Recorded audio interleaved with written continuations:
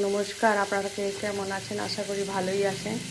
আজকে আমি উচ্ছে পাতা আলু দিয়ে ভাজা করছি।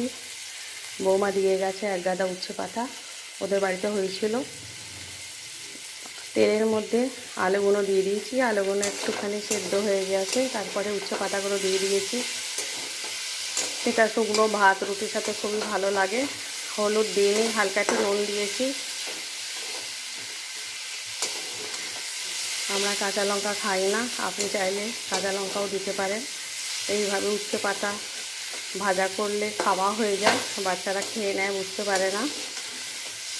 আর উচ্ছে তো এমনিও শরীরের জন্য খুবই উপকারী, আর উচ্ছে পাতাতে অনেক গুণ আছে, মেডিসিনের গুণ আছে। অল্প তেল দিয়ে করেছি, আপনারা চাইলে ছাঁকা তেল দিয়েও করতে পারেন। উচ্ছে পাতা আলু ভাজা, এটা দেশি ঘি দিয়ে শুকনো পাতে খেলে খুবই ভালো লাগে।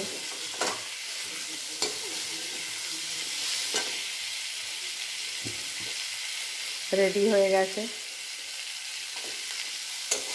এবারে এটা তুলে নেব।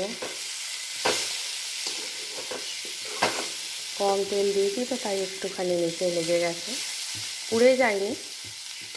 আর একটু তেল দিলে ভালো হয়। আপনারা চাইলে একটুখানি মুচমুচে ভাজা করে নিতে পারেন। সবাই খুব ভালো থাকবেন, নিজেদের খেয়াল রাখবেন। Take care, by.